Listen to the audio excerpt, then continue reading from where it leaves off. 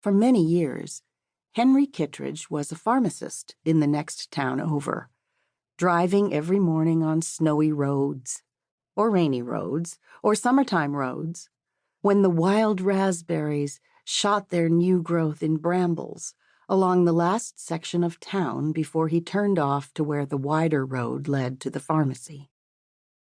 Retired now, he still wakes early and remembers how mornings used to be his favorite, as though the world were his secret, tires rumbling softly beneath him, and the light emerging through the early fog, the brief sight of the bay off to his right, then the pines, tall and slender. And almost always he rode with the window partly open because he loved the smell of the pines and the heavy salt air. And in the winter, he loved the smell of the cold.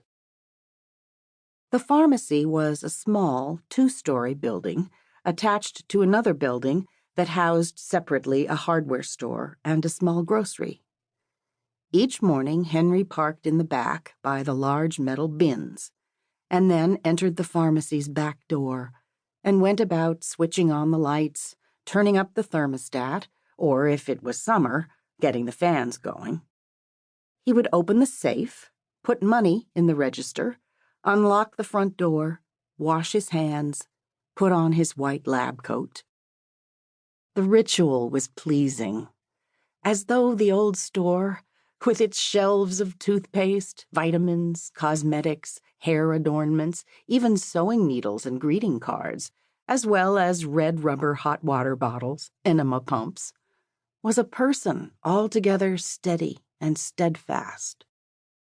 And any unpleasantness that may have occurred back in his home, any uneasiness at the way his wife often left their bed to wander through their home in the night's dark hours, all this receded like a shoreline as he walked through the safety of his pharmacy. Standing in the back, with the drawers and rows of pills, Henry was cheerful when the phone began to ring. Cheerful when Mrs. Merriman came for her blood pressure medicine, or old Cliff Mott arrived for his digitalis. Cheerful when he prepared the Valium for Rachel Jones, whose husband ran off the night their baby was born. It was Henry's nature to listen, and many times during the week he would say, "Gosh, I'm awful sorry to hear that," or, "Say, isn't that something?" Inwardly, he suffered the quiet trepidations of a man who had witnessed twice in childhood the nervous breakdowns of a mother who had otherwise cared for him with stridency. And so if, as rarely happened, a customer was distressed over a price or irritated by the quality of an ace bandage or ice pack, Henry did what he could to rectify things quickly.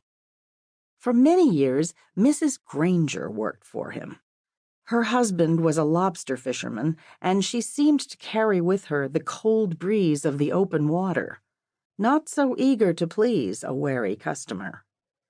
He had to listen with half an ear as he filled prescriptions to make sure she was not at the cash register dismissing a complaint. More than once, he was reminded of that same sensation in watching to see that his wife, Olive, did not bear down too hard on Christopher over a homework assignment or a chore left undone.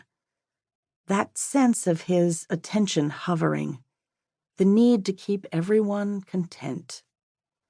When he heard a briskness in Mrs. Granger's voice, he would step down from his back post, moving toward the center of the store to talk with the customer himself. Otherwise, Mrs. Granger did her job well. He appreciated that she was not chatty, kept perfect inventory, and almost never called in sick. That she died in her sleep one night astonished him and left him with some feeling of responsibility, as though he had missed working alongside her for years, whatever symptom might have shown itself that he, handling his pills and syrups and syringes, could have fixed. "Mousy," his wife said when he hired the new girl. Looks just like a mouse.